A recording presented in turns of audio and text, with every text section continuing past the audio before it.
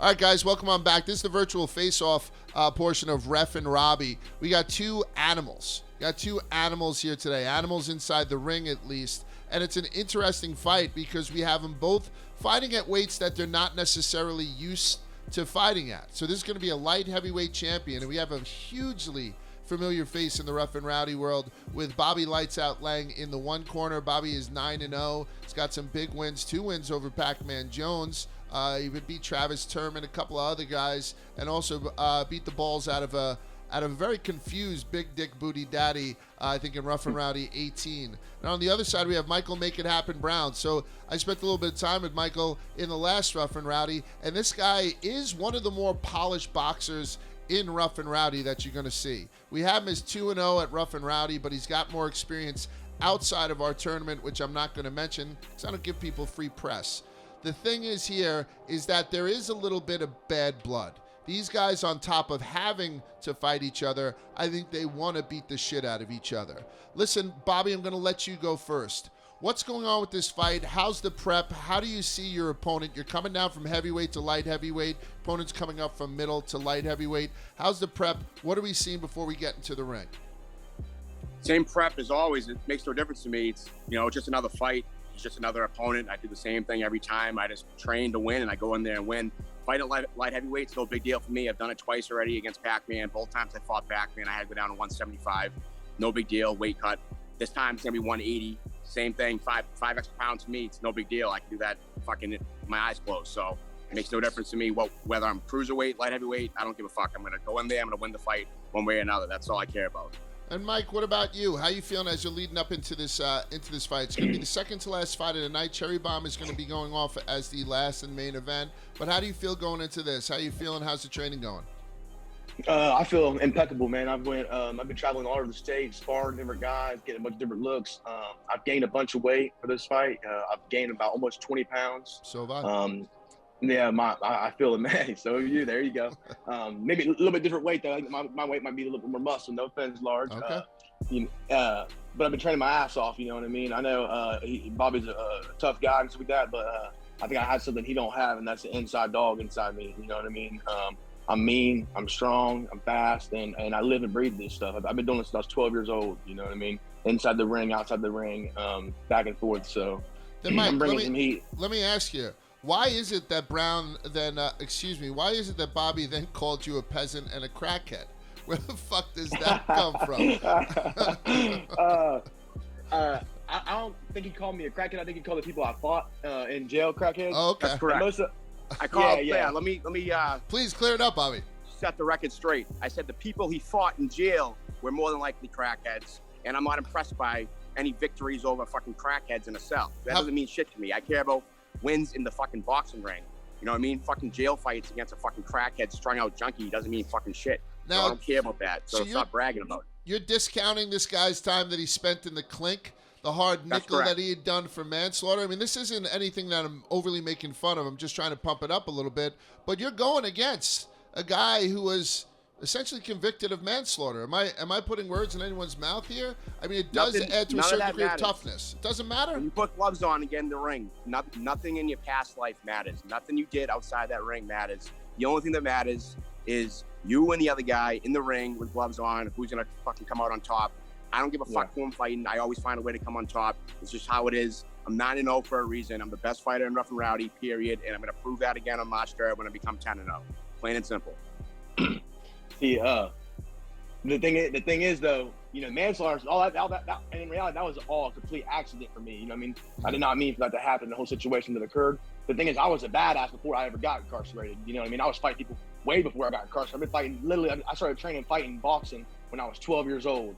I trained for about a year and a half, started when I was 18, from 18 to 23, and then I'm back at it. And the whole time I was in the clink, jail, I worked out every single day. And yeah, you're right. One crackhead's not bad. You know what I mean? They're pretty easy wins. But when you got 4 or 5 of them fighting you at one time, or you're in a cell and you got 6 dudes surrounding you because they want to come in and run in and try to take your stuff because you're not affiliated or you're not in a gang, this and that, that does carry weight. You know what I mean? I had gained a lot of respect in there because I didn't click up. And they knew what it was. They knew what time it was. After I gave people respect, they learned how to throw hands, and I will talk. They run the gums, I throw the thumbs, and after that, it's all said and done. I mean, there's nothing else to be said. They run their gums. That might carry weight with other people. It doesn't carry weight with me, though. So I'm just saying, drop the whole shtick because it doesn't make a difference. I don't care. I'm not intimidated by that shit. So, you know what I mean? All I care about is what you can do in the ring. I don't give a fuck how many fucking people you fought when you were locked up. It doesn't matter to me. I can sit here all day and talk about all the fucking crazy shit I did when I was younger, all the fucking street fights I got in, but I don't because nobody gives a fuck because, like I said, it doesn't matter. All that matters is what you can do in the ring, and I proved time and time again what I can do in there. So forget about all the other shit. Just worry about fucking what you're gonna do in the ring. Against two. I mean, all due respect, because as a person I like you, but as a fighter, I really don't think you fought anybody, buddy. You know what I mean? I fought all the best fighters they've thrown at me. I fought Travis Berman, he was the heavyweight champ. I fought Wade Woodruff, he was their middleweight champ. He was 5-0 at the time when I fought him. I fought Dustin Bailey, he's one of their best fighters they got. I beat Pac-Man Jones twice, he's an NFL athlete. I fought that fucking clown Booty Daddy, he was a fucking scrub, so I'm not giving him any credit, but I still fucking beat him. But, you know what I mean? And I fought Texas Tony in a different promotion outside Rough N Rowdy. But he's a pretty good fighter too. He's fighting on this card. I beat him too. So I mean, I fucking spot a million other dudes. Listen. I'm gonna prove what I can do to you in the ring on March 3rd. So there's no point in me sitting here and talking about it. All right, I'll let you fucking find out for yourself how good of a fighter I am. But there is a point to talking about it, and I got to be honest with you. The prison stuff intrigues me because I now am starting to waver here. I'm wondering, does Bobby Laing have the strength of 5 crackheads? Does he have the strength of perhaps fucking 100 of 6 crackheads, right? Crackheads, right? How do we judge this? I mean, when somebody limitless crackheads, you could keep sending them to me like a fucking unlimited wave of crackheads, and I would just keep an fucking unlimited wave of one at a crackheads. time. I've never heard such confidence. Right. Fucking 300 Bobby Laing versus 300 crackheads. I'd fucking put them all down. By the way, he didn't click up in prison. Another thing that just kind of goes by. I know I'm going to have the Kool-Aid on my lips and grabbing somebody's fucking belt loop and being dragged around the yard. So, Bobby, I don't want you to underestimate this guy either. Mike, I'm trying to tell you, what you're putting down, I'm fucking raking. And I don't underestimate him at all. Okay. I've watched him fight. I've watched multiple of his Rough N Rowdy fights. I've watched some of his fights in Tough Man. I know he's a good fighter, and that's why I agreed to this fight, because I'm not interested in fighting fucking clowns like Booty Daddy. I'm interested in fighting the best fighters Rough N Rowdy has. And I agree that Michael Brown is probably, after me, the best fighter that Rough N Rowdy has. I'm not taking anything away from him. I think he's a good fighter, and I respect the kid inside the ring. So, but I'm a better fighter. I'm gonna prove it. That's all there is to it. You know what I mean? So I got nothing bad to say about him as a fighter. I just think he's the guy that's breathing down my neck. He called me out after his last win.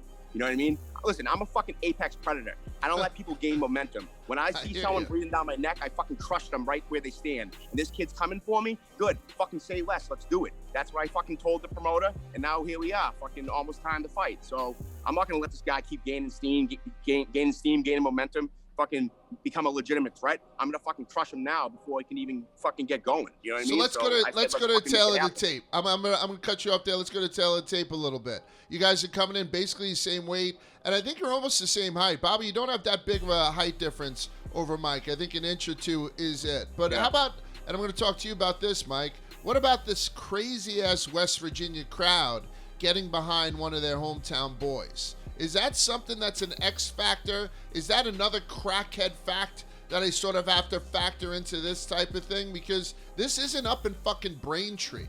This isn't up in goddamn Providence where you're a comic book hero up there. This is down in the fucking hollers of West Virginia. Rough N Rowdy 20 coming to you straight from Charleston. How much is that going to be a factor for you, Mike? He's coming to my neck of the woods, and there's a reason why he's coming here. I'm getting that win. You know, West Virginia people are raised different. We're raised working hard, strong, mean, angry, aggressive. He's coming where I'm from. It's a whole different world. I know he fought Pac-Man in West Virginia, went to college, this and that. He ain't no West Virginia boy. Big difference. Big difference. I've been busting ass, taking names, excuse my language, since I was a kid. I literally lived in Charleston for a while. I got real good friends in Charleston, all over the state. You know what I mean? I have the same respect here that he has in Providence. Maybe even more, you know, all due respect. And the thing is, like, but I don't need that to get the win. Don't get it twisted. I don't need my crowd. I don't need the fans. I'll fight him in Florida, Georgia, Atlanta, The Bahamas, like he was just, I sent that video of the Bahamas. I don't care where we fight at. The results are going to be the same. You know what I mean? It is what it is. I'm a mean green fight machine. This is what I love to do. You know what I mean? Win or lose, it don't matter. I'm bringing the heat. You know what I mean? He's going to know I'm there. He's going to get hit. He's going to get hit a lot. You know what I mean? Just be ready. Guys, It's coming. Hey, it's not like I haven't fought in West Virginia 5 times already. The people in West Virginia know me. You know what I mean? I walk the streets of Charleston. I get people driving by, fucking beeping at me, waving at me and shit. I'm just as fucking much of a legend in West Virginia as I am in Braintree, all right? So, listen, I know you're from there and you're the hometown guy, but, you know, I think I'm pretty cool with the fucking people of West Virginia. You know what I mean? I've never done anything to disrespect them. I fucking represent them well when I go and fight there. So, I don't know. You might think you have them in your corner, Hometown boys sometimes, Bobby. Hometown boys, they'll start to put up that Mason-Dixon line. Go tell you to go fuck yourself. Well, I got a good tough thing to me is none of them are fighting in the ring. It's just me and him. So I don't give a fuck about all the hometown boys rooting for him or not, because it's not going to make a difference. The only thing that matters is me and him in the ring. Good luck to both of you, and I'll see everybody on March 3rd. Robbie Fox here, Rough N Rowdy commentator and ringside correspondent. If you're new to the channel, make sure you subscribe, new videos every week, and go to watchrnr.com for the latest info on our upcoming events and how to find out how you could be the next fighter in the Rough N Rowdy ring.